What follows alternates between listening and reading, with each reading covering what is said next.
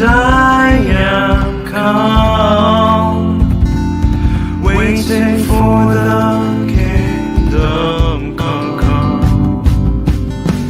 In His name I find, in His name I find, in His name I find the peace I seek. In His name I find, in His name I find, in His name I find the joy I seek.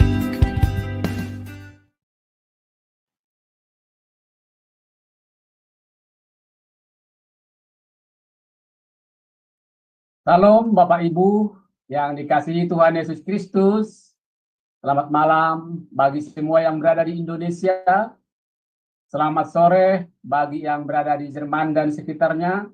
Dan selamat pagi bagi yang berada di Amerika dan Kanada.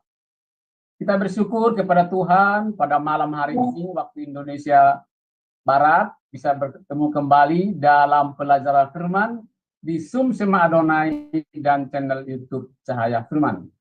Bersama dengan pembicara kita, Ibu Pendeta Dr. Suryani Panto, MTH, dengan tema Divine Resistance.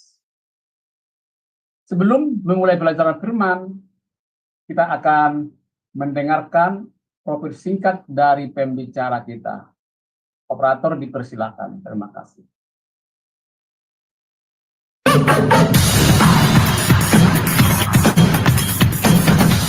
Shalom semua, pada kesempatan kali ini, Sema Adonai dengan bangga memperkenalkan pengajar kita, Ibu Suryani Watimena, dan berikut adalah profil singkat dari beliau. Ibu Pendeta Dr. Suryani S. Watimena, MTH, lebih dikenal dengan nama Suryani Panto.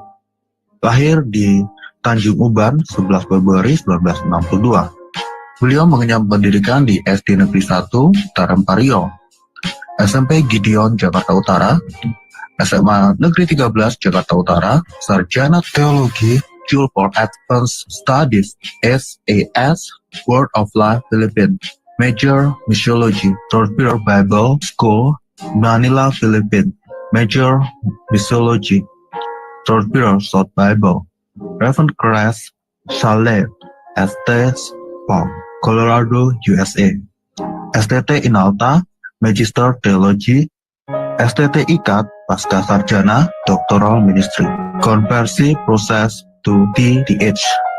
Pengalaman pelayanan. Pengurus Bendahara Pamukri, Persekutuan Pemuda Indonesia, Youth for Christ, mengajar sekolah minggu, pelayanan dari COCM dan Berita Hidup, mengajar Bible Study Muda-Mudi Indonesia, Makati, Filipina, mengajar Bible Study khusus ibu-ibu diploma Kedutaan Indonesia Makati Filipina, penyiar radio Kristen FEBC, Far East Broadcasting Company International, pelayanan di Handicap Hospital Colorado, pelayanan penginjilan keliling bersama tim Ambassador Internasional sebagai penterjemah dan pengkhotbah. Ditasbih menjadi pendeta oleh Sinode Gereja Kristen Sahabat Indonesia GKSI, sekarang jadi GSI, Gereja Sahabat di Indonesia.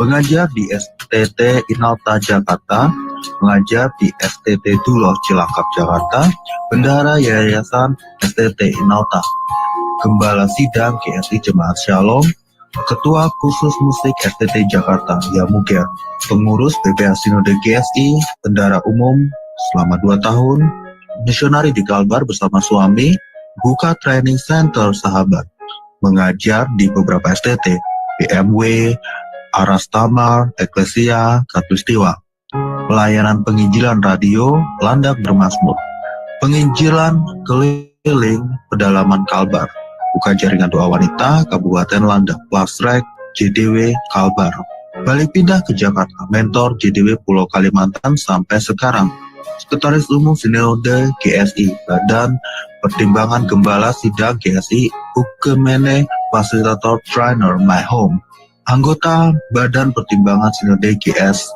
Gembala Sidang GSI Shalom, Wakil Gembala Gereja RCCG City of David, Jakarta.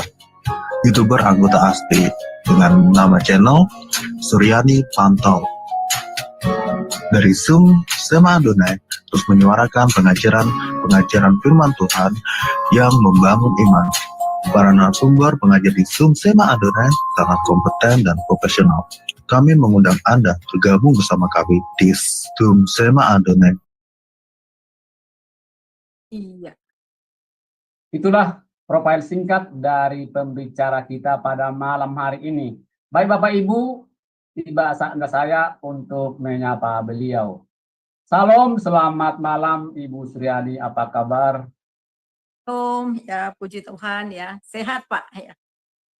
Ya puji Tuhan, kiranya Ibu tetap sehat, semangat untuk mengajar pada malam hari ini. Dan tetap dalam penyertaan Tuhan dalam setiap pelayanan dan pekerjaan Ibu. Dan sekarang waktu selanjutnya saya serahkan kepada Ibu untuk memaparkan tema kita pada malam hari ini sekaligus dibuka dengan doa. Dipersilakan Bu, terima kasih. Saudara yang kekasih, mari kita satu dalam doa ya.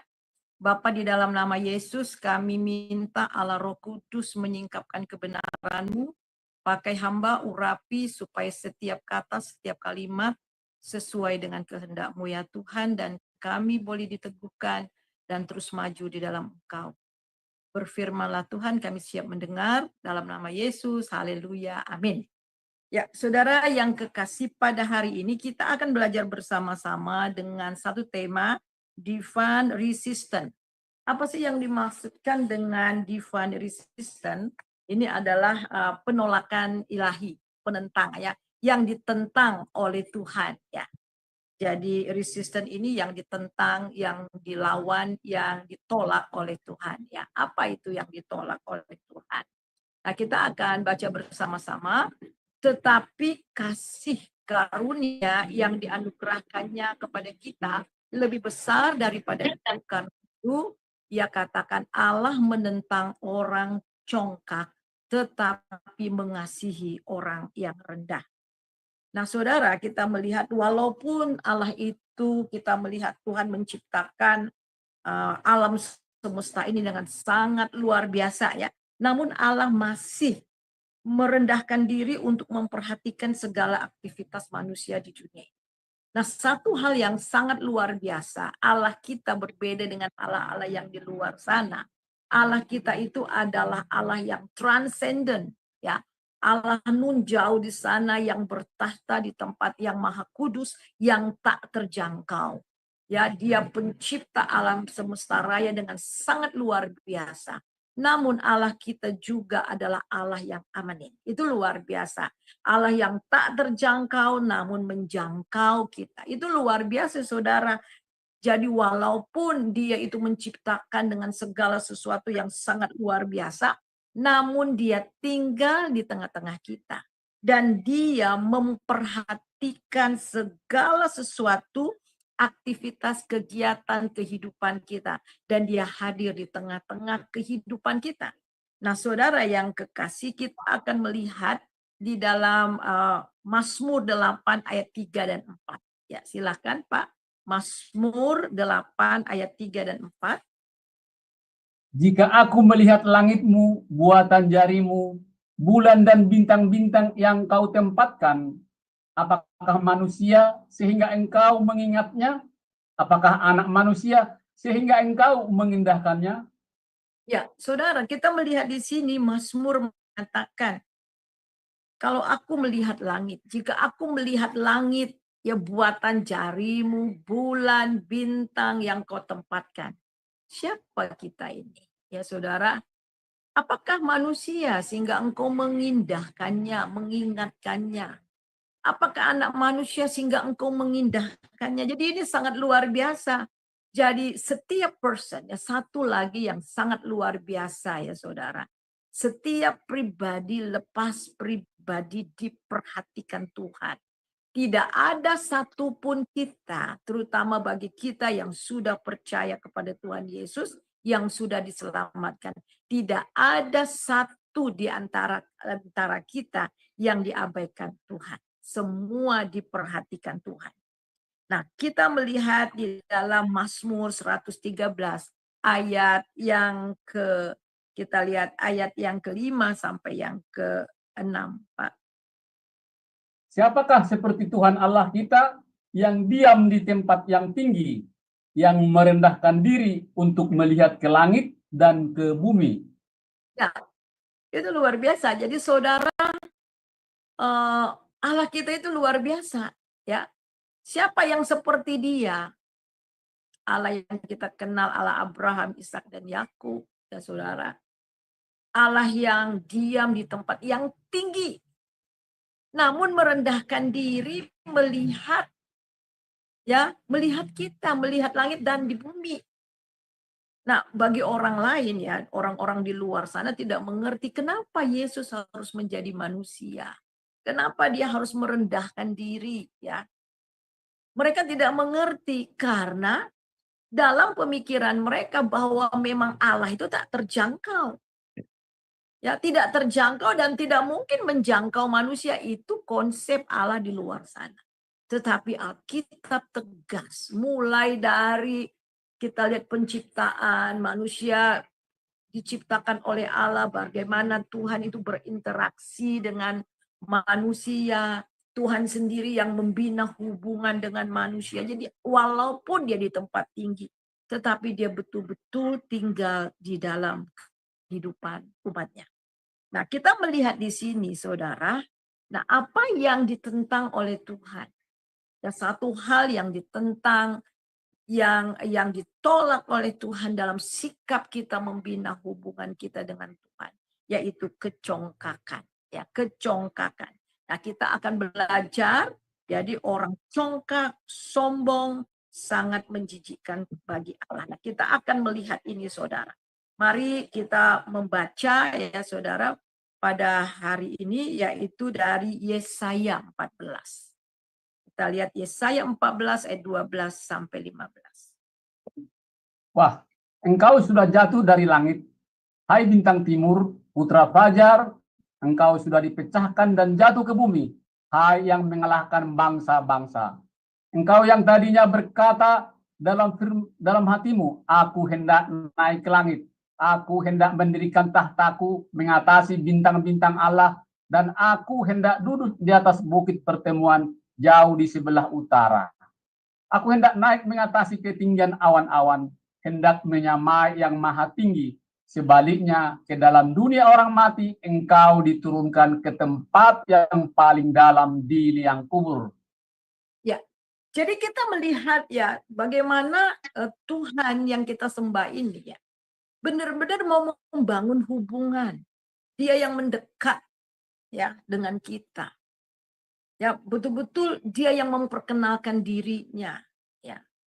Membangun hubungan, satu tujuan. Apa sih dari semua itu? Kenapa dia harus memanggil kita apa namanya Abraham? Mulai dari kita lihat Adam jatuh dalam dosa.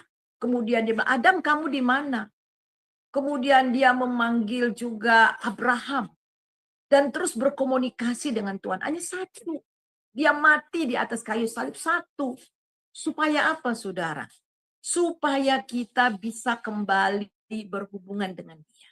Supaya kita bisa have a relationship lagi dengan Tuhan.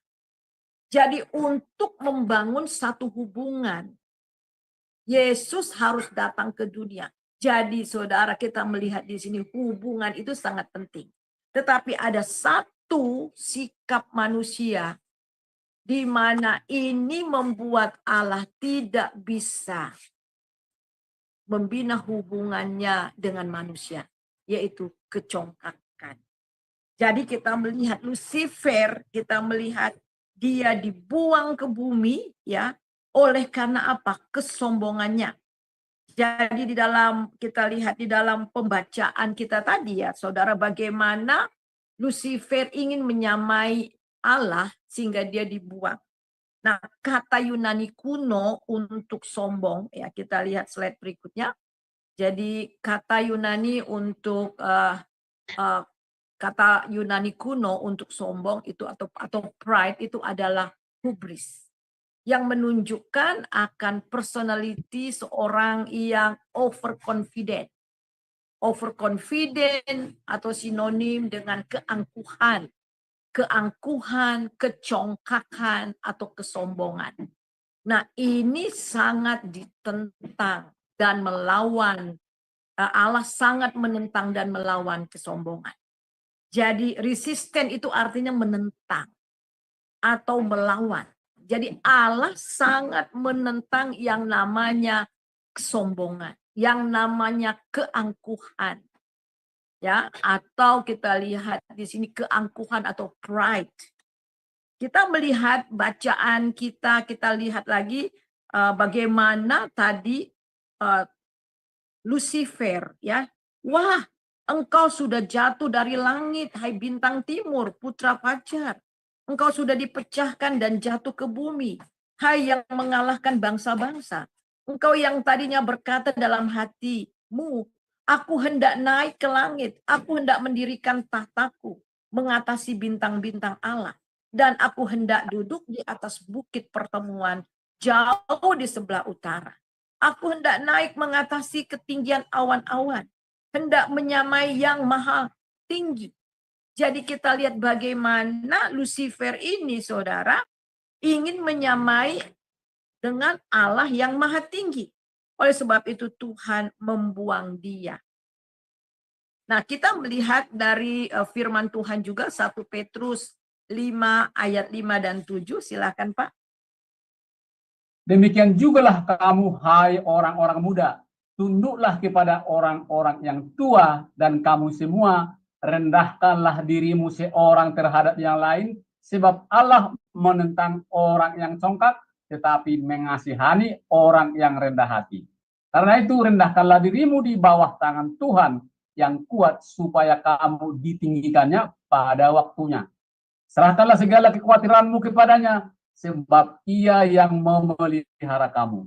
Ya, jadi saudara kita melihat di sini dari 1 Petrus 5 ayat 5 dan 7, slide berikutnya. Jadi Rasul Petrus jelas mengingatkan bahwa Allah menentang orang yang congkak.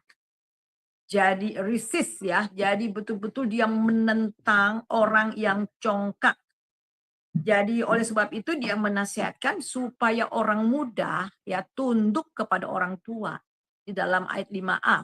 Kemudian yang kedua, orang percaya harus merendahkan diri seorang terhadap yang lain. Karena Allah menentang orang yang congkak. Karena itu yang pertama kita lihat, rendahkanlah diri di bawah tangannya Tuhan yang kuat, supaya dia meninggikan kita. Kemudian serahkanlah semua kekhawatiran kita kepada Tuhan. Nah, mari kita melihat ada 2 garis besar yang kita akan pelajari. Yang pertama, contoh Alkitab ya, di dalam Alkitab orang-orang yang congkak, orang-orang yang sombong, dan apa akibatnya. Yang pertama kita melihat itu adalah Raja Nebukadnezar. Ya, Raja Nebukadnezar. Jadi dia pernah sombong, ya silahkan Pak. Semuanya itu terjadi atas Raja Nebukadnezar. Sebab setelah lewat 12 bulan, ketika ia sedang berjalan-jalan di atas istana raja di Babel, berkatalah raja, bukankah itu Babel yang besar itu, yang dengan kekuatan kuasaku dan untuk kemuliaan kebesaranku telah kubangun menjadi kota kerajaan. Ya, dia mengatakan ya, jadi ketika Raja Nebukadnezar kerajaannya semakin besar ya saudara, dan kita tahu bagaimana dia membuat patung, kemudian besar patungnya sendiri dan meminta supaya orang menyembah patungnya, dan kerajaannya sangat luar biasa pada saat itu. Dan dia katakan, dengan kekuatanku, dengan kuasaku, dengan kemuliaanku, dengan kebesaranku, kubangun menjadi kota kerajaan. Jadi dia sangat bermegah ya, sangat bermegah dan berbangga hati. Kemudian kita melihat lagi raja yang berikutnya, ada Belshazzar ya.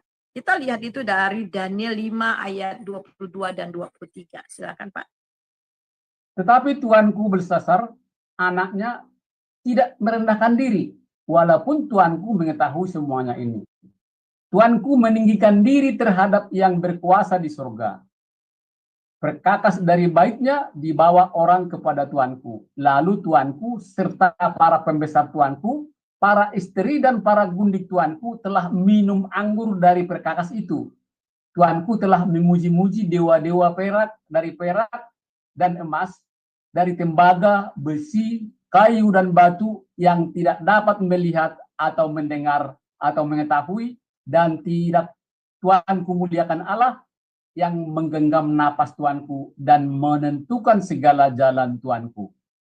Ya, jadi kita melihat di sini ya bagaimana dengan congkaknya, dengan angkuhnya ya Raja Belsajar ya.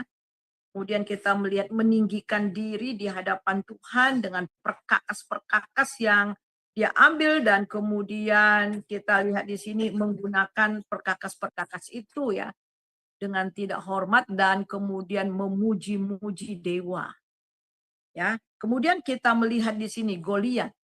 Goliat ya, kita tahu Goliat ya bagaimana Goliat meninggikan dirinya. Kita baca Pak di dalam 1 Samuel 17 ayat 41 sampai 44. Orang Filistin itu kian dekat menghampiri Daud, dan di depannya orang yang membawa perisainya. Ketika orang Filistin itu menunjukkan pandangannya ke arah Daud serta melihat dia, dihinanya Daud itu karena ia masih muda, kemerah-merahan dan elok parasnya. Ya, kemudian lanjut di ayat berikutnya.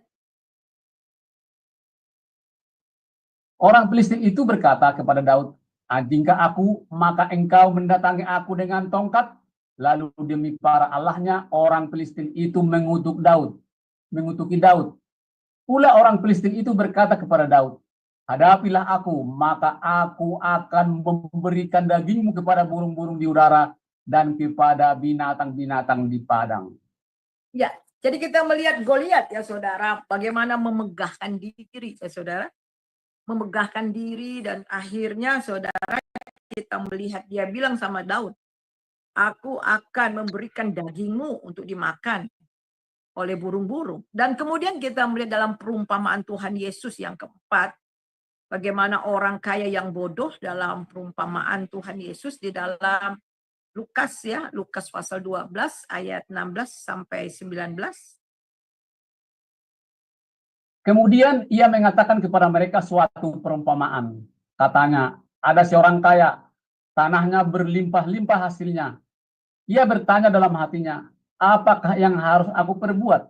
Sebab aku tidak mempunyai tempat di mana aku dapat menyimpan hasil tanahku." Lalu katanya, "Inilah yang akan aku perbuat.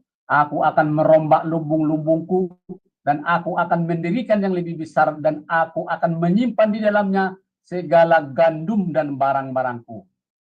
Sesudah itu, aku akan berkata kepada jiwaku, 'Jiwaku, ada padamu dan banyak barang, tertimbun untuk bertahun-tahun lamanya. Beristirahatlah, makanlah, minumlah, dan bersenang-senanglah.'" Ya, jadi kita melihat di sini dari contoh yang keempat ini, kita melihat saudara ya, baik itu Raja Nebukadnezar ya, dan kemudian Belhazar juga ya saudara. Kekuasaannya, kedudukan. Ada banyak orang karena merasa hebat ya. Kita lihat sudah berkuasa, punya kedudukan, dan kemudian kita melihat juga Goliat, dan kemudian orang yang kaya ya sombong karena hartanya banyak dan tidak ada tempat untuk meletakkan atau menyimpan hasil tanahnya, dan kemudian dia katakan, "Aku ingin bersenang-senang." Dan kemudian kita melihat juga di dalam perjanjian baru, yaitu seorang raja yang bernama Herodes ya, Raja Herodes ya, Herodes juga demikian. Kita melihat di dalam Kisah Rasul 12 ayat 21 sampai 23. Dan pada suatu hari yang ditentukan, Herodes mengenakan pakaian kerajaan, lalu duduk di atas tahta dan berpidato kepada mereka. Dan rakyatnya bersorak membalasnya, "Ini suara Allah dan bukan suara manusia." dan seketika itu juga ia ditampar malaikat Tuhan karena ia tidak memberi hormat kepada Allah, ia mati dimakan cacing-cacing. Iya. Jadi kita melihat di sini saudara, jadi yang berikutnya kita melihat mereka yang dicatat dalam Alkitab ini adalah yang ditentang dan dihakimi oleh Allah. Jadi bagaimana sikap masalah kesombongan ini sangat ditentang oleh Tuhan. Yeremia 13 ayat 15 sampai 16 saya akan bacakan. Dengarlah, pasanglah telingamu, janganlah kamu tinggi hati sebab Tuhan telah berfirman. Permuliakanlah Tuhan Allahmu sebelum ia membuat hari menjadi gelap, sebelum kakimu tersandung di atas bukit-bukit yang diliputi senja. Sementara kamu menanti-nantikan terang, tetapi ia menjadikan hari kelam pekat dan mengubahnya menjadi gelap gulita. Jadi kita melihat di sini bahwa Tuhan katakan firman Tuhan, jangan kamu tinggi hati, tetapi muliakanlah.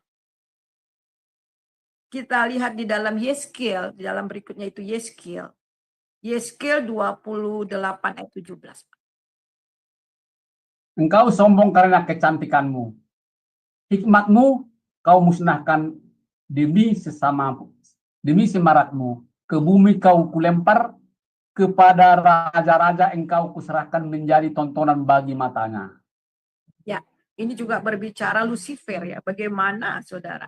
Lucifer yang sombong karena kecantikannya, dia adalah malaikat yang sangat luar biasa, mempunyai satu tugas yang sangat luar biasa untuk membawa seluruh makhluk yang ada di sorga itu untuk menyembah Tuhan.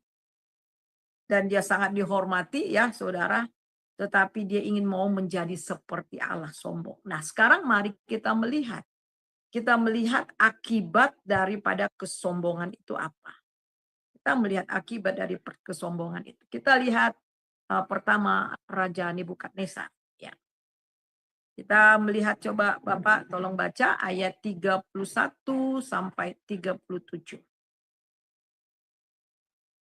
Raja belum habis bicara ketika suatu suara terdengar dari langit. Kepadamu dinyatakan, ya Raja Nebukadnezar, bahwa kerajaan telah beralih daripadamu.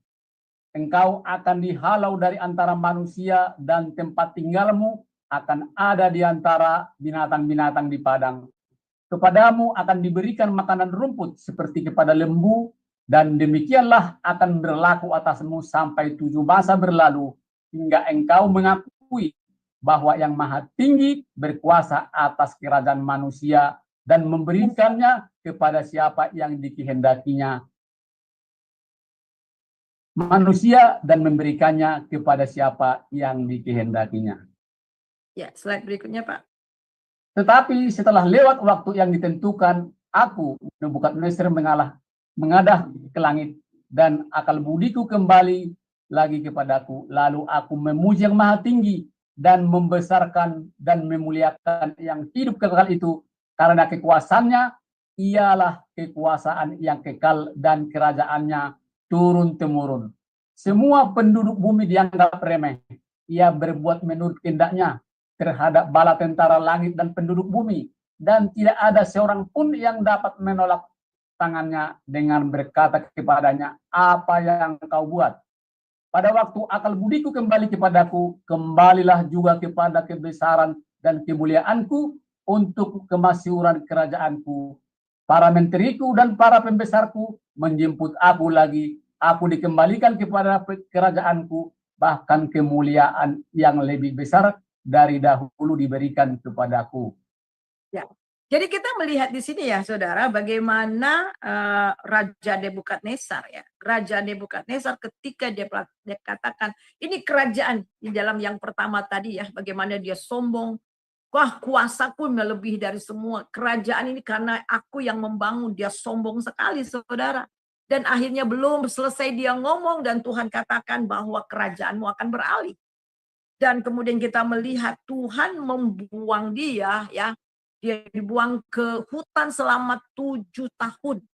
7 tahun di mana bulu-bulu rambutnya panjang dan kuku-kukunya dia makan seperti binatang. Nah, selama 7 tahun, tetapi kita melihat yang sangat luar biasa. Ya, Tuhan benar-benar merendahkan Raja Nebukadnezar. Tetapi ketika sudah lewat masanya, di sini dikatakan lalu ia memuji yang maha tinggi, membesarkan dan memuliakan.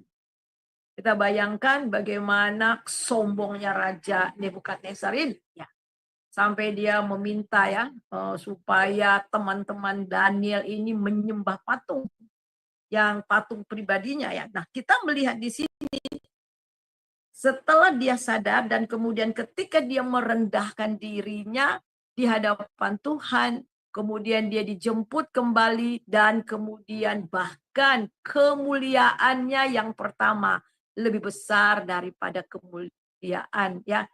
Kemuliaan yang kedua lebih besar dari yang pertama. Jadi di sini pelajaran yang kita melihat bahwa mengenai kesombongan ini nggak main-main. Ya. Sombongan ini nggak main-main. Tuhan menentang orang yang sombong, saudara. Nah, perhatikan kita melihat yang kedua, Raja Belsajar ya. Kita lihat, baca Pak di dalam ayat yang ke ya Daniel 5 ayat 26, 29 dan 30. Lalu atas titah Belsasar dikenakanlah kepada Daniel pakaian dari kain ungu, dan pada lehernya dikalungkan rantai emas, dan dimaklumkanlah tentang dia bahwa dia dalam kerajaan ia akan mempunyai kekuasaan sebagai orang ketiga. Pada malam itu juga terbunuhlah Belsasar, raja orang Kasdim itu. Jadi akhirnya terbunuh ya. Dan kemudian kita melihat bagaimana Goliat, dan Goliat juga kita sudah tahu ya kisahnya, dan kita melihat di dalam 1 Samuel 17 ayat 50 dan 51. Silakan. Demikianlah Daud mengalahkan orang Filistin itu dengan umban dan batu. Ia mengalahkan orang Filistin itu dan membunuhnya tanpa pedang di tangannya. Daud berlari mendapatkan orang Filistin itu, lalu berdiri sebelahnya, diambilnyalah pedangnya, dihunusnya dari sarungnya, lalu menghabisi dia. Dipancungnyalah kepalanya dengan pedang itu. Ketika orang-orang Filistin melihat bahwa pahlawan mereka telah mati, maka larilah mereka. Iya. Jadi kita melihat di sini akhir daripada kesombongan ya.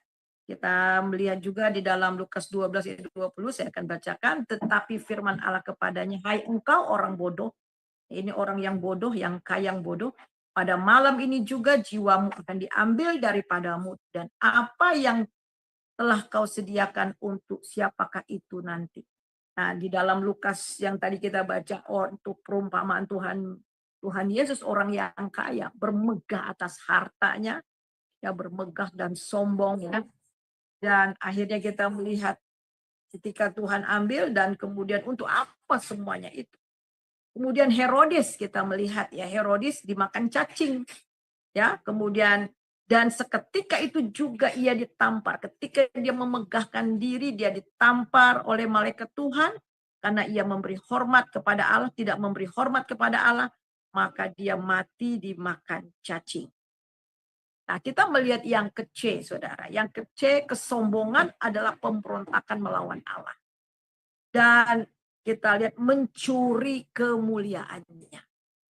Jadi kesombongan ini adalah pemberontakan melawan Allah. Dan inilah yang ditentang oleh Allah.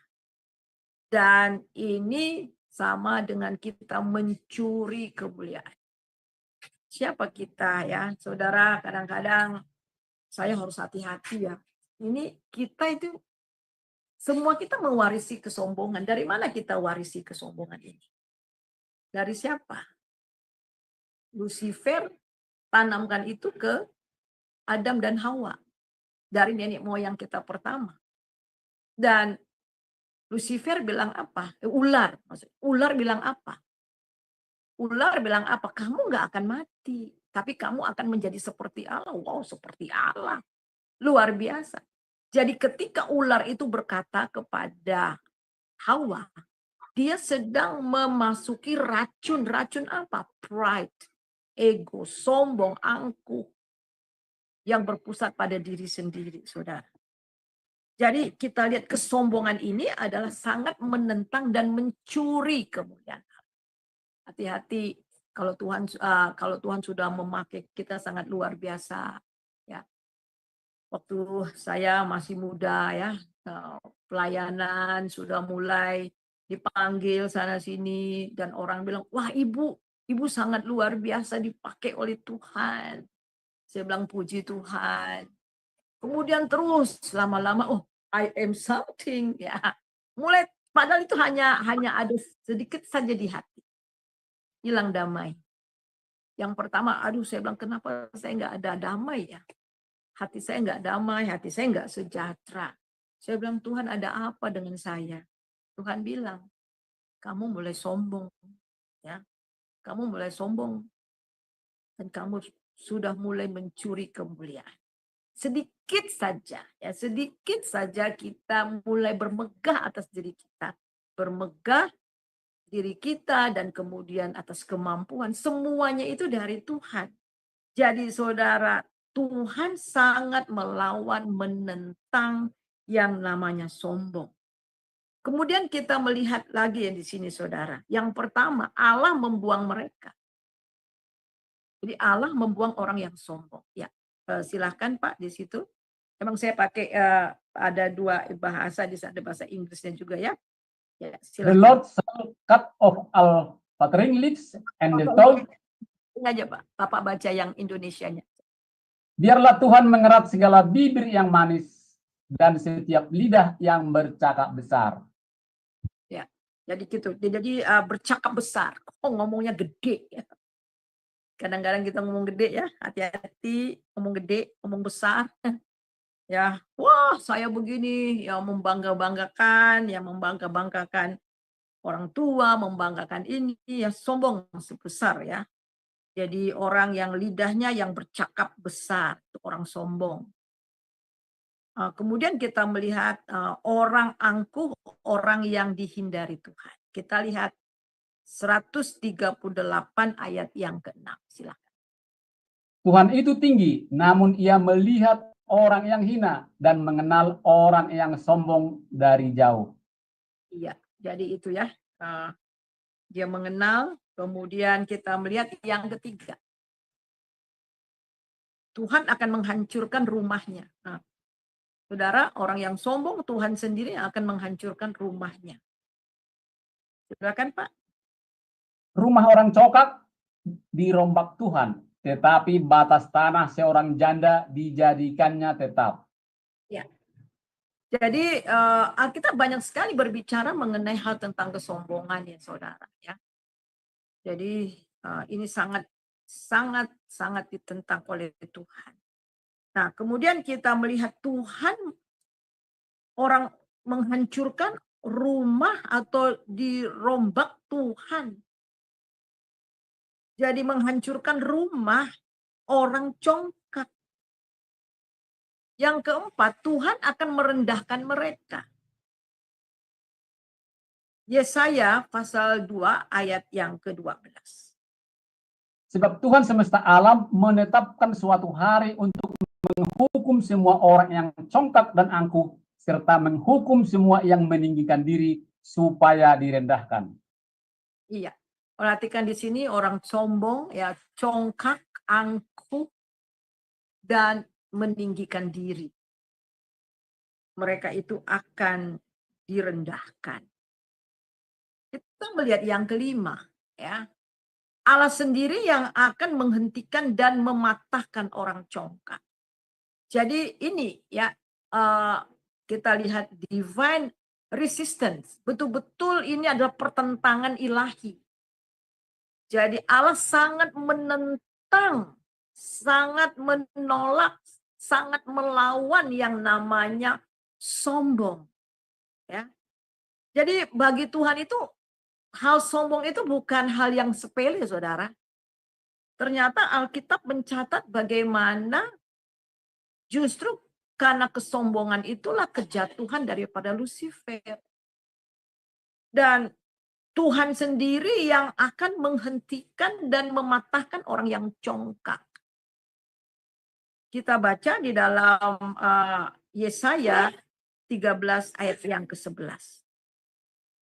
Kepada dunia akan kubalaskan kejahatannya, dan kepada orang-orang fasik kesalahan mereka, kesombongan orang-orang pemberani akan kuhentikan, dan kecongkakan orang-orang yang gagah akan kupatahkan. Ya, saya sengaja ada tulis bahasa Inggris di sini, saudara, karena di sini disebut juga ya, di sini dikatakan, and I will curse the origin. Jadi apa ya, sangat angkuh ya, of the proud. Jadi saudara yang angkuh dan sombong ini, proud. Jadi Tuhan di sini dikatakan akan membalas kejahatan orang yang sombong, angkuh, congkak, dan dia sendiri yang akan mematahkannya. Saudara, kalau kita sudah jadi anak Allah, ya, kalau kita sudah jadi anaknya, dia ingin memproses kita. Dan salah satu yang lama sekali dalam proses itu hal kesombongan, hal keangkuhan. Karena itu mencakup ego kita. Ya. Sebab itulah Tuhan mengatakan bahwa kita harus menyangkal diri, pikul salib, mengikut Tuhan setiap hari. Itu betul-betul mematahkan ego. Semakin ego kita besar, semakin kesombongan kita besar, semakin didikan Tuhan itu luar biasa. Pengalaman hidup saya, ya, kadang-kadang Tuhan mengizinkan kita itu malu, ya, mengizinkan kita malu, mengizinkan kita dihina, mengalami masa-masa betul-betul terendah, ya. Supaya kita tahu bahwa segala sesuatu yang kita terima ini, saudara, itu semua karena Tuhan. Kita nggak ada apa-apanya. Daud ya, satu contoh yang sangat luar biasa. Ketika dia sampai kepada kejayaan, dia bilang gini, segala hormat, segala kejayaan, segala kekayaan, semua dari Allah dan untuk Allah, dan terpujilah dia. Jadi kita melihat di sini, saudara, bahwa sekali lagi Allah sendiri, tangannya sendiri yang akan mematahkan orang yang congkak. Kemudian yang keenam kita lihat, Allah melawan orang yang sombong dan membuat mereka tersandung. Ya, membuat mereka tersandung. Yeremia 50 ayat 31 dan 32. Silakan. Sesungguhnya aku menjadi lawanmu, hai engkau yang kurang ajar. Demikianlah firman Tuhan Allah semesta alam, sebab waktumu sudah tiba saat aku menghukum engkau. Ya, di situ dipakai I am against thee, O thou most proud. Nah, di dalam bahasa Indonesia di sini dipakai kurang ajar. Ya memang orang kurang ajar itu ya karena sombong, ya. Jelas ya, orang yang nggak salah juga terjemahannya. Ya. Orang-orang yang kurang ajar itu adalah orang yang sombong, orang yang tidak bisa ditegur, yang menganggap dirinya luar biasa ya, sehingga berbuat kurang ajar, tidak sopan karena menganggap dirinya lebih dari semuanya. Nah perhatikan, sesungguhnya aku menjadi lawanmu. Saudara, ada banyak kata-kata Allah menentang, Allah mematahkan, Allah menghancurkan. Dan di sini dipakai kata melawan. Ya, aku menjadi lawanmu.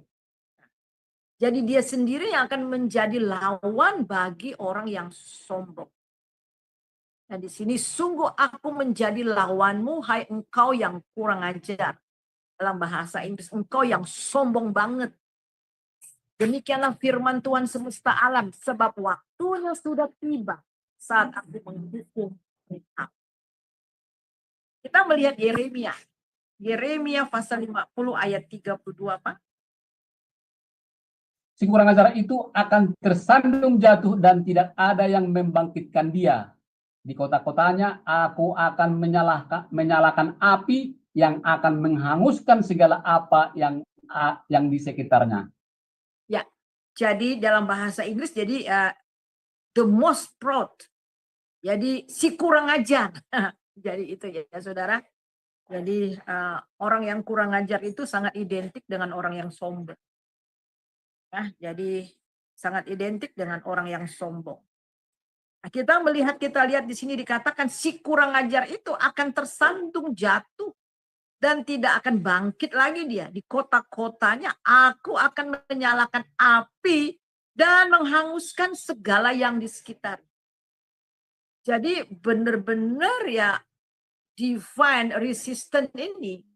Jadi Allah sangat resist ya, sangat menentang ya, menentang yang namanya angkuh kesombongan. Nah, kita lihat di sini mereka seperti reruntuhan. Orang-orang yang sombong itu seperti reruntuhan atau seperti jerami. Maleakhi 4 ayat yang kita lihat. Maleakhi 4 ayat yang ke-1. Bahwa sesungguhnya hari itu datang, menyala seperti perapian, maka semua orang gegabah dan setiap orang yang berbuat fasik menjadi seperti jerami dan akan terbakar oleh hari yang akan datang itu, firman Tuhan semesta alam, sampai tidak ditinggikannya akar dan cabang mereka. Iya. Jadi orang yang sombong juga adalah semua orang yang gegabah. Ya banyak ya, jadi gegabah, kurang ajar, gegabah, omong besar. Ya. Angkuh, sombong. Kita melihat juga di dalam kita masih ada ayatnya tadi, dan kemudian yang ke-8 mereka akan dihina karena congkak. Ya. Jadi Tuhan akan menghina mereka. Ya. Silakan, Pak. Sesungguhnya aku membuat engkau kecil di antara bangsa-bangsa. Engkau dihinakan sangat. Keangkuhan hatimu telah memperdayakan engkau. Ya, engkau yang tinggal di liang-liang batu, di tempat kediamanmu yang tinggi, engkau yang berkata dalam hatimu, siapakah yang sanggup menurunkan aku ke bumi? Sekalipun engkau terbang tinggi seperti burung Raja Wali, bahkan sekalipun sarangmu ditempatkan di antara bintang-bintang, dari sana pun aku akan menurunkan engkau, demikianlah firman Tuhan. Ya. Jadi kita lihat saudara ya, ini ayat-ayat yang sangat sangat menegur kita ya bagi orang-orang yang sombong ya. Kemudian yang ke-9, sombong adalah dosa. Jelas, sombong adalah dosa, dan tadi di atas itu merupakan juga kejijikan bagi Tuhan. Tuhan sangat jijik terhadap kesombongan. Silakan Pak, Amsal 21 ayat yang ke-4. Mata yang congkak dan hati yang sombong yang menjadi pelita orang fasik adalah dosa. Nah, ya. Kita lihat kemudian juga Amsal 16 ayat 5. Setiap orang yang tinggi hati adalah kekejian bagi Tuhan. Sungguh, ia tidak akan luput dari hukuman. Ya. Jadi setiap orang yang tinggi hati adalah kekejian bagi Tuhan. Bukan hanya dosa, tetapi kekejian. Dan di sini dikatakan, ia tidak akan luput dari hukuman. Nah, sekarang mari kita lihat lawan daripada sombong itu adalah rendah hati. Bagian yang kedua, jadi kita lihat kerendahan hati adalah bertentangan dengan keangkuhan. Dan dituntut untuk berjalan di dalam Tuhan. Jadi saudara, Tuhan minta kita rendah hati. Mari kita baca ya di dalam Mika 6 ayat 8, Pak. Hai manusia, telah diberitahukan kepadamu apa yang baik, dan apakah yang dituntut Tuhan daripadamu, selain berlaku adil, mencintai kesetiaan, dan hidup dengan rendah hati di hadapan Allahmu. Jadi hai manusia, telah diberitahukan kepadamu apa yang baik dan apa yang dituntut Tuhan. Nah, perhatikan di sini, apa yang dituntut Tuhan? Selain dari berlaku adil, kesetiaan, hidup dengan rendah hati di hadapan Tuhan.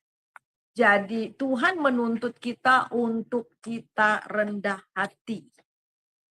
Ya, Kita harus dealing dengan hati kita ya saudara. Dan kemudian yang berikutnya dari A, yang pertama, menjadi rendah hati adalah tidak sombong, ada kelembutan, dan tidak angkuh. Ya saudara, di dalam Kolose 3:12, karena itu sebagai orang-orang pilihan Allah yang dikuduskan dan dikasihinya, kenakanlah belas kasihan, kemurahan, kerendahan hati, kelemah lembutan, dan kesabaran. Jadi saudara, yang namanya orang yang rendah hati pasti belas kasih. Dia tidak orang yang sombong itu ya. Kalau kepada orang yang lebih tinggi dari dia jilat, ya, menjilat. Saudara, wah, menjilat sekali. Tetapi untuk orang yang rendah dari dia anggap rendah dari dia, wah, dia akan membuli orang, menghina orang dengan semena-mena, ya. Jadi kita lihat orang yang rendah hati itu pasti mengenakan belas kasih. Ada kemurahan di dalam hati, ya. Kemudian ada kelembutan dan kesabaran.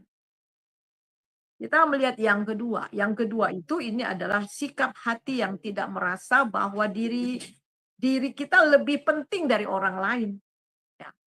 Ketika kita merasa bahwa kita lebih dari orang lain, kita lebih penting dari orang lain, saudara. Jadi kita menuntut hormat dari orang lain. Dan kita menganggap semuanya untuk saya. Saya duluan. Saya yang dihormati. Kenapa tidak memperhatikan saya? Jadi mulai berpusat pada diri. Tetapi ketika kita mempunyai rendah hati, sikap yang rendah hati, kita melihat kita tidak merasa bahwa kita hebat, tetapi mulai memperhatikan orang lain dan menganggap orang lain lebih daripada diri kita sendiri. Kita baca dalam Filipi pasal 2 ayat 5 sampai 8. Hendaklah kamu dalam hidupmu bersama menaruh pikiran dan perasaan yang terdapat juga dalam Kristus Yesus, yang walaupun dalam rupa Allah tidak menganggap kesetaraan dengan Allah itu sebagai milik yang harus dipertahankan. Nah, saudara perhatikan di sini. Untuk mengajar kita ya bagaimana untuk rendah hati. Yesus datang ke dunia. Dialah sang firman itu. Dia setara dengan Allah.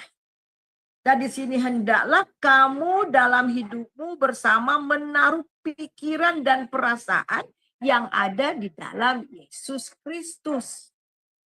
Yang walaupun dalam rupa Allah tidak menganggap kesetaraan dengan Allah sebagai milik yang harus dipertahankan. Yesus yang adalah Allah, dia turun ke dunia, dia sang firman itu. Dia tidak mempertahankan, ya, tidak mempertahankan kesetaraannya dengan Allah. Jadi saudara, Kristus harus datang ke dunia dan salah satu kita melihat yang dia ajar kepada kita, rendah hati. Kita melihat Filipi pasal 2 ayat 7 dan sampai 8. Melainkan telah mengosongkan dirinya sendiri dan mengambil rupa seorang hamba dan menjadi sama dengan manusia. Dan dalam keadaan sebagai manusia, ia telah merendahkan dirinya dan taat sampai mati, bahkan sampai mati di kayu salib. Ya, jadi saudara kita melihat dia mengosongkan dirinya, mengambil rupa, seorang hamba. Kita tahu seorang hamba pada zaman dahulu itu nggak punya harga, saudara. Kalau saudara zaman dulu menghitung berapa domba, berapa sapi yang saudara miliki, ya, termasuk juga berapa hamba. Hamba itu wajib untuk taat dan tunduk kepada tuannya, bahkan menjadi milik tuannya. Dia nggak punya hak, dia hanya punya kewajiban, tidak punya hak. Nah, Yesus mengambil rupa seorang hamba, sama seperti manusia, betul-betul lemah. Ya, sebagai manusia. Dan dalam keadaan sebagai manusia, Ia telah merendahkan diri, bahkan taat. Seorang yang merendahkan diri, orang yang mempunyai hati yang rendah, humble, orang yang taat, saudara. Tapi kalau orang yang angkuh dan sombong, dia tidak akan taat, pemberontak. Dan di sini kita melihat bagaimana Tuhan Yesus merendahkan diri, taat sampai mati, bahkan sampai mati di atas kayu salib. Jadi untuk memulihkan kesombongan itu, saudara, Tuhan memberikan contoh teladan yang sangat luar biasa. Dia harus turun. Ya, betul-betul kesombongan itu hancur, saudara. Menghancurkan kesombongan manusia dengan melihat bagaimana Kristus merendahkan diri untuk saudara dan saya. Kita melihat yang ketiga, tidak seperti orang yang sombong membuat penghalang tembok, ya, atau tembok pertentangan antara manusia dan Allah. Jadi orang rendah hati menerima anugerah Allah. Jadi saudara, tadi di awal saya katakan, tujuan Tuhan mati di atas kayu salib supaya relationship kita boleh kembali. Kita bisa mempunyai hubungan kembali. Tetapi satu sikap yang dimana Tuhan menjauh dari kita. Yang membuat tembok di mana Tuhan tidak bisa mempunyai hubungan relationship persekutuan dengan kita. Kesombongan kita. Kita melihat saudara bagaimana kita lihat, kita baca di dalam Petrus ya, ini dalam 1 Petrus 5 ayat 5. Silakan Pak. Demikian jugalah kamu, hai orang-orang muda, tunduklah kepada orang-orang yang tua, dan kamu semua rendahkanlah dirimu seorang terhadap yang lain, sebab Allah menentang orang yang congkak, tetapi mengasihani orang yang rendah hati. Jadi ada banyak sekali ayat-ayat ya, Bapak Ibu Saudara, bagaimana Allah menentang, ya Allah resist, ya bagaimana menentang kecongkakan. Kemudian kita melihat yang bagian B, buah dari kerendahan hati. Apa buahnya? Allah mengampuni mereka yang rendah hati dan memulihkan negeri mereka. Jadi hanya orang-orang yang rendah hati yang sadar akan kesalahannya, kelemahannya, dan membutuhkan Tuhan. Jadi orang yang rendah hati akan diampuni dan juga akan dipulihkan. Silakan Pak. Kemudian kita lihat juga itu ya, itu di dalam 2 Tawarikh 7 ayat 14 ya, saudara. 2 Tawarikh 7 ayat 14, ada ayatnya di situ ya. Ada ya, coba saya akan bacakan ya, saudara. Saya buka dulu. 2 Tawarikh, kita lihat. Bisa sama-sama ya buka ya Pak. 2 Tawarikh pasal 7. 7 ayat 14. Ya, saya akan bacakan ya. Ayat 14 ya.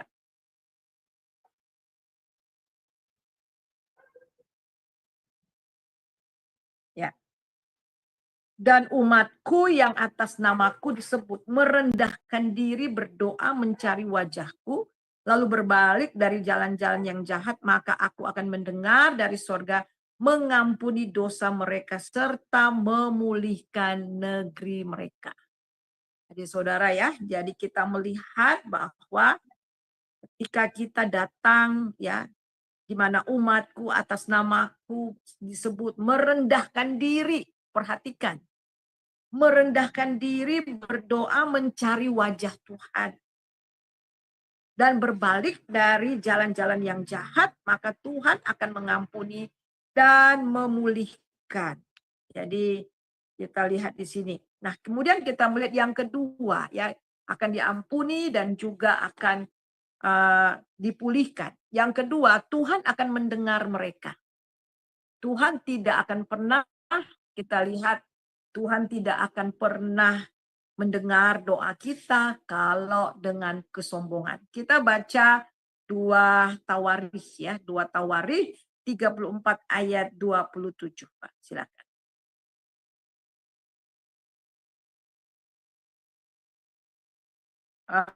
27 Itu slide 41, Pak.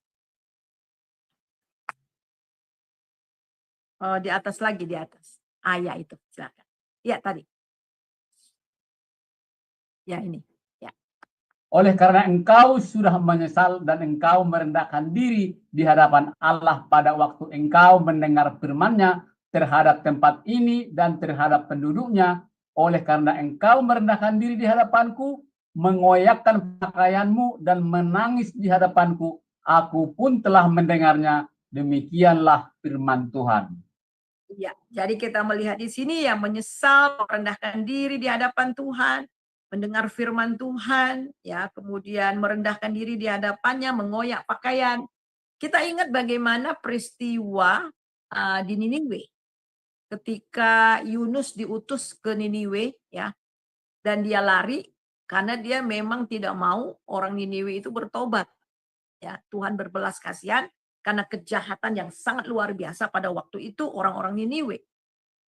Dan kemudian apa yang jadi ketika orang-orang Niniwe itu, saudara, mendengar bahwa mereka akan dimusnahkan, akan ditunggang langgangkan, murka Allah akan turun, mereka merendahkan diri, mereka bertobat, mereka menangis, mereka puasa, mereka mencari wajah Tuhan, dan Tuhan akhirnya mengubah rencananya yang tadi akan memusnahkan mereka, tetapi karena mereka merendahkan diri di hadapan Tuhan, dan akhirnya Tuhan pulihkan mereka. Ada seorang raja, ya, yaitu Manase. Manase ini raja yang jahat sekali, bahkan mempersembahkan anaknya ke dalam api, dan akhirnya Tuhan membawa dia ke Babel dengan diseret, dirantai.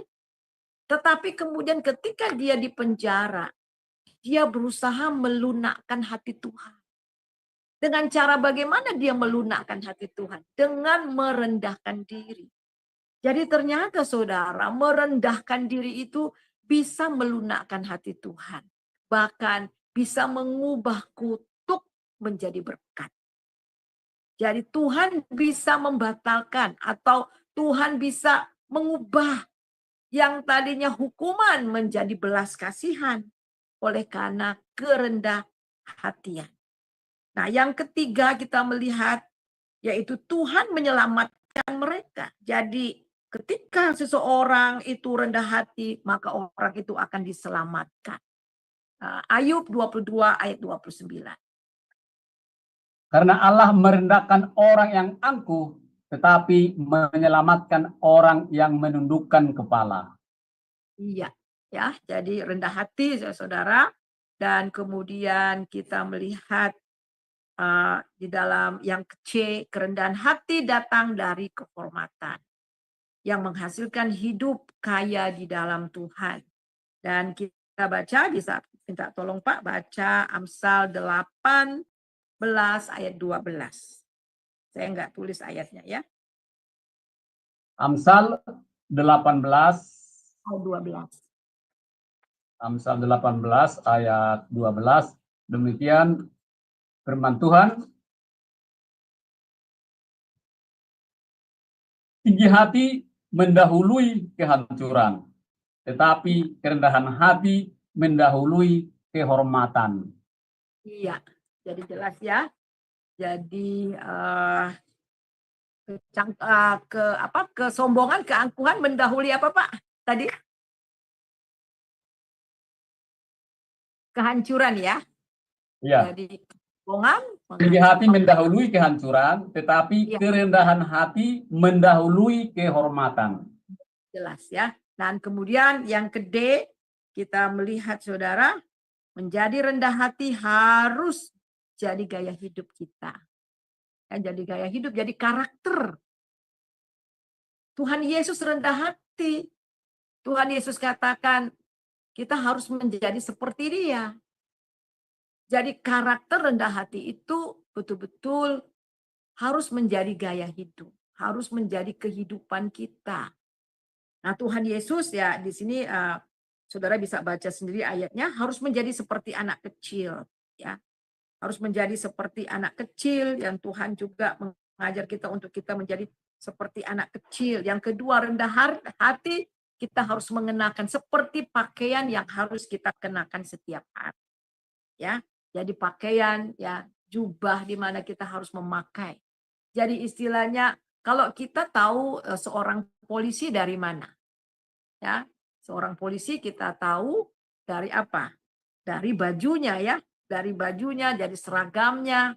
Dan demikian juga kerendah hatian. Orang bisa tahu bahwa kita anak Tuhan. Kita ini adalah umat tebusannya dari mana? Dari kerendah hatian. Dan kesimpulannya, saudara, kita melihat kesombongan awal dari kehancuran.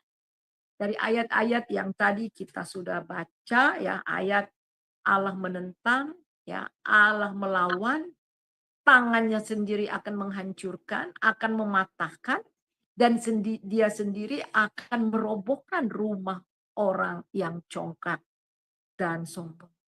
Ialah kebenaran firman Tuhan pada malam ini, ya, benar-benar memberikan kepada kita peringatan supaya kita meminta kepada Tuhan supaya kita terus memiliki hati yang rendah di hadapan Tuhan. Amin. Ya, silakan Ibu Heni berdoa mengucap syukur untuk firman Tuhan yang kita pelajari pada pagi ini. Silakan.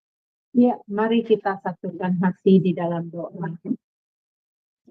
Bapa kami yang bertata di kerajaan surga, Bapa yang kami sembah di dalam nama Tuhan Yesus, saat ini kami datang menghampiri tatamu ya Bapa. Kami barusan belajar mengenai firman Tuhan yang diajarkan oleh Ibu Suryani. Bapa, mudah untuk didengarkan, tapi sulit untuk dipraktekkan.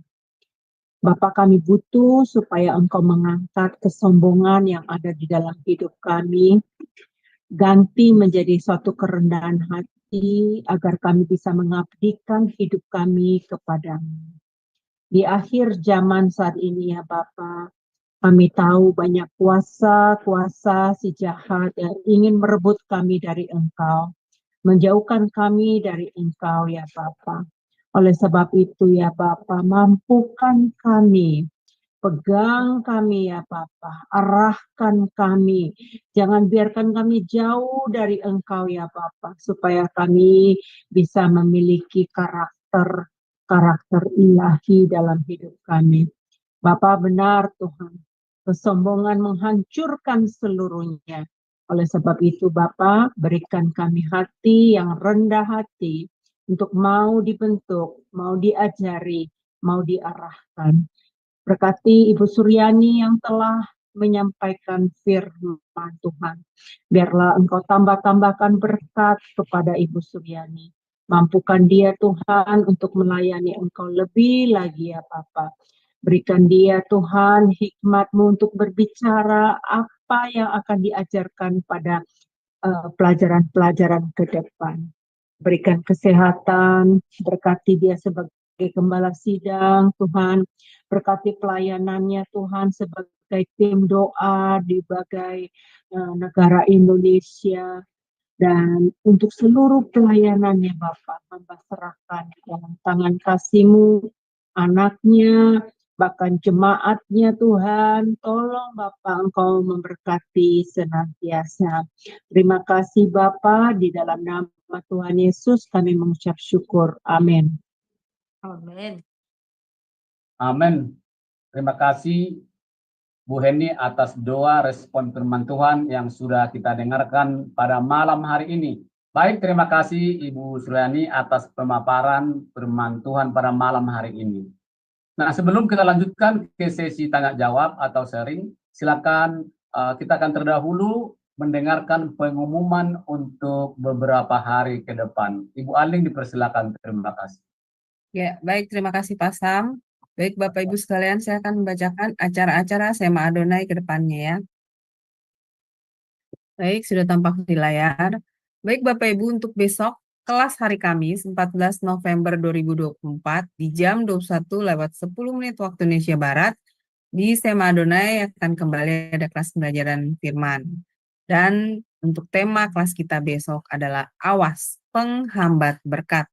yang akan dibawakan oleh Pak Evangelis Joseph Kuntadi, SEMTH, dan moderatornya adalah Ibu Aling, saya sendiri.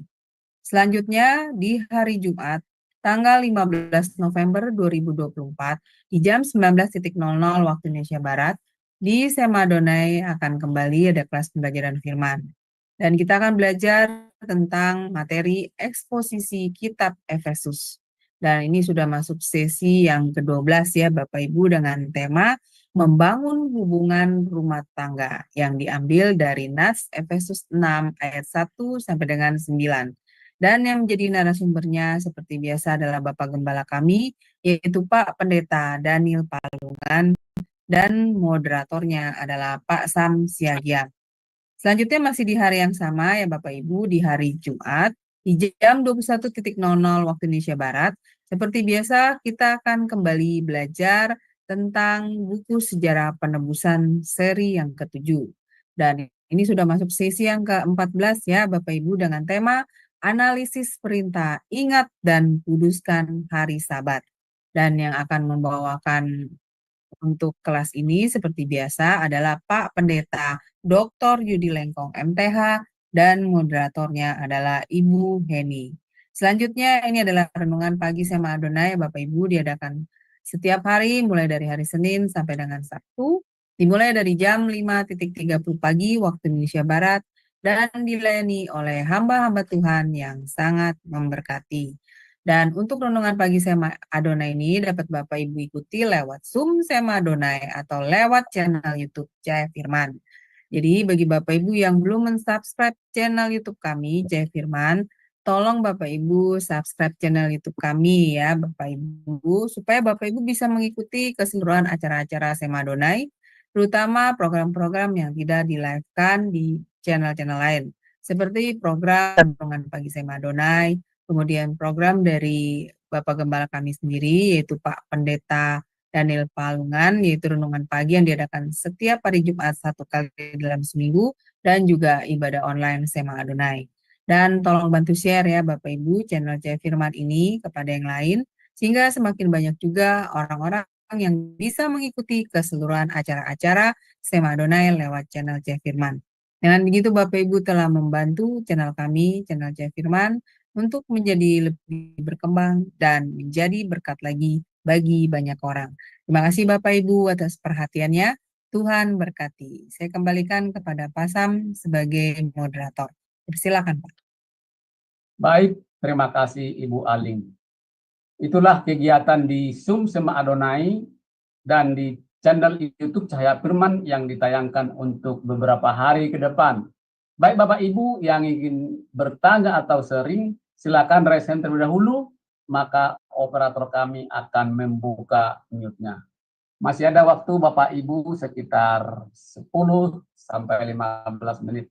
Yang mau berpartisipasi, dipersilakan Bapak Ibu.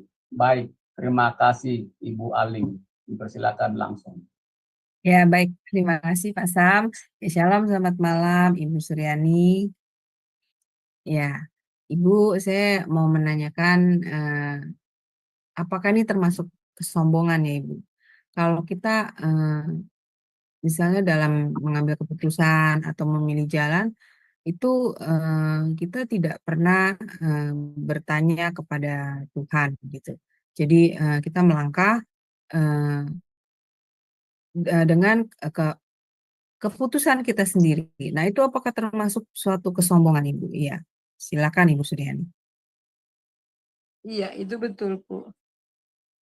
Ya, itu masuk. Jadi kita tidak melibatkan Tuhan ya di dalam di dalam perencanaan kita, dan itu artinya kita menganggap bahwa diri kita mampu. Jadi memang Tuhan mau supaya melibatkan Dia di dalam setiap aspek hidup kita. Kita lihat itu di dalam Amsal ya, Amsal pasal ketiga itu kan. Amsal 3 kita lihat. Amsal 3. Ya, 3 mulai dari ayat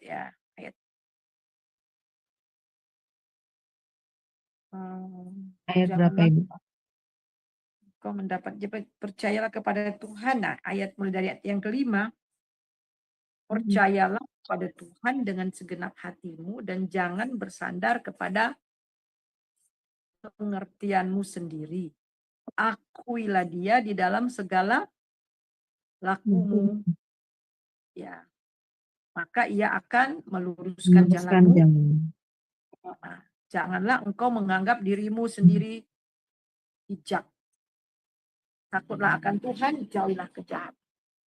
Dan di dalam Yakobus juga ya, dalam perencanaan kita harus libatkan Tuhan, ya. Libatkan Tuhan. Jadi memang kadang-kadang kita bikin rencana, tapi pas udah mentok sana mentok sini baru cari Tuhan kadang-kadang ya. Ya, betul Ibu. Biasanya begitu Bu, kebanyakan. Nah, Baru ingat, aduh nggak nanya Tuhan. Gitu. Saya beberapa pengalaman memang hampir fatal. Saya ngalamin ya, jadi apa namanya, mengambil keputusan ya tanya Tuhan tapi nggak nanya temu gitu loh. Seakan-akan cuma ya tanya aja doa nih ini gitu, tapi nanya apakah benar-benar kehendak Tuhan atau enggak gitu loh. ya, Saya ambil iya benar seperti itu Bu. Ya. bukan saya nggak doa juga, tapi nggak menanya sampai serius gitu loh. Benar-benar serius yang benar-benar ini maunya Tuhan, karena saya mempunyai keinginan sendiri di hati gitu. Sebenarnya ya doa juga, tapi sebenarnya tidak serius untuk tanya kepada Kehendak Tuhan, Tuhan. karena keinginan gitu loh. Ada banyak keinginan secara manusia dan akhirnya ambil keputusan juga dan akhirnya fatal ya. Untung Tuhan itu baik, bukan untung, memang kita memuji Tuhan ya, mempunyai Allah yang luar biasa ya. Ya. Justru seperti itu Tuhan tolong kita ya, ketika kita sadar mengakui kesalahan kita, kesombongan kita, Tuhan pulihkan. Iya. Dan Sering. biasanya, iya, dan biasanya Ibu kalau kita selalu melibatkan Tuhan dalam setiap keputusan dalam hidup kita atau jalan yang kita pilih, itu pasti Tuhan memberikan itu ya Bu, sinyal-sinyal, tanda ya Bu, supaya kita ini bagaimana melangkah majunya gitu. Seperti Ya, itu, biasanya seperti itu ya Bu. ya memang seperti itu. Jadi tadi kan satu poin juga tadi kan, hasil orang yang merendahkan diri, dia akan menuntun jalan-jalan kita kan. Iya. Dia akan menuntun jalan. Iya. Iya. Terima kasih Ibu untuk pencerahannya. Tuhan berkati. Saya kembalikan kepada Pak Sam. Ya, silakan Pak. Baik, terima kasih Ibu Aling atas partisipasinya. Saya ada satu pertanyaan untuk Ibu Suryani. Sebetulnya tadi pemaparannya sudah sangat jelas dan bisa kita tonton berulang-ulang biar lebih jelas di channel YouTube Cahaya Firman. Yang saya tanya sama Ibu Suryani di sini kan di introduction yang pertama itu kan mengatakan seperti ini, walaupun ciptaan Allah sangat luar biasa besar, namun Allah masih merendahkan dirinya untuk memperhatikan segala aktivitas manusia di bumi. Allah sendiri aja merendahkan diri. Bagaimana dengan orang-orang yang sombong Bu ya? Luar biasa ini tadi. Luar biasa tadi kalau di apa ini dipikirkan tidak masuk akal sebetulnya. Allah aja merendahkan diri. Bagaimana manusia yang congkak, yang sombong, yang kasar itu? Bagaimana Ibu Suryani? Mungkin tambahan aja sedikit ini. Tadi sebetulnya sudah sangat jelas, dipersilakan Bu. Jadi memang ya, untuk mematahkan kesombongan itu, untuk mematahkan kesombongan manusia itu, Yesus harus datang merendahkan diri. Itu luar biasa. Dia merendahkan diri, taat, itu betul-betul mematahkan kesombongan manusia. Ya. Mengosongkan diri dan betul-betul mengambil rupa seorang hamba. Dan dia berkata juga bahwa aku datang bukan untuk dilayani, tetapi untuk melayani dan memberikan nyawa bagi banyak orang. Belajarlah daripadaku karena aku lemah lembut ya. Jadi memang Tuhan Yesus itu ya, karena dosa masuk karena kesombongan. Kita harus tahu ya. Dosa masuk pertama kali itu karena kesombongan oleh Lucifer. Kesombongan, keangkuhan, sehingga itu yang harus dipatahkan. Jadi Tuhan Yesus datang ke dunia benar-benar mau mematahkan, menghancurkan kesombongan itu. Ya, dengan memberikan hidupnya sendiri, merendahkan diri. Jadi kalau Tuhan itu mau merendahkan diri dan bagaimana memberi teladan untuk rendah hati, siapa kita untuk sombong gitu. Sebab itu memang terus harus belajar ya, ketika kita udah mau kita minta, aduh Tuhan ampuni saya, Tuhan buat saya rendah hati. Nah tadi dalam satu poin tadi juga katakan bahwa untuk kita rendah hati dituntut untuk apa? Untuk kita membangun hubungan. Jadi semakin kita dekat dengan firman-Nya, dengan Tuhan itu sendiri, karakter kita diubah. Dan salah satu karakter yang diubah oleh Tuhan itu rendah hati. Ya, rendah hati. Jangan Ya. apa namanya? Jangan salah. Kita sebagai anaknya yang sombong, dia sendiri yang akan membentuk kita. Memang sakit. Ya, memang sakit. Ketika dibentuk untuk kita sampai rendah hati itu sakit. Kita harus mengalami sakit, kita harus mengalami patah dulu ya. Kita harus mengalami peremukan-peremukan, dan Tuhan memang mengizinkan itu ada peremukan-peremukan di dalam hidup kita supaya semua yang sombong, yang angkuh, tinggi hati itu memang harus diremukkan. Ketika diremukkan itu sakit, Pak. Tetapi justru di situ kita belajar ya. Disitulah kita belajar untuk rendah hati. Pengalaman hidup saya juga berkata demikian. Tuhan mengizinkan peremukan. Hingga sampai satu titik di mana semua itu karena Tuhan. Daud bisa berkata demikian, dia mengalami peremukan yang luar biasa. Sebelum dia jadi raja ya, walaupun dia sudah dinobatkan, dia harus mengalami peremukan-peremukan ya. Tetapi justru menghasilkan seorang yang rendah hati.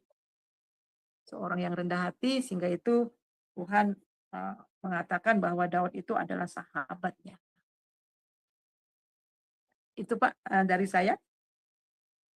Ya, baik Bu, terima kasih atas penjelasannya dan pemaparan firman Tuhan pada malam hari ini. Kita sudah tahu sangat jelas tadi ada hukuman untuk orang yang sombong, yang congkak, dan ada juga dapat arti daripada kerendahan hati yang ditulis di Kolose 3 ayat 12. Karena itu sebagai orang-orang pilihan Allah yang dikuduskan dan dikasihinya, kenakanlah belas kasihan, pemurahan, kerendahan hati, kelemah lembutan, dan kesabaran. Itu sangat luar biasa Pak, Ibu Suryani.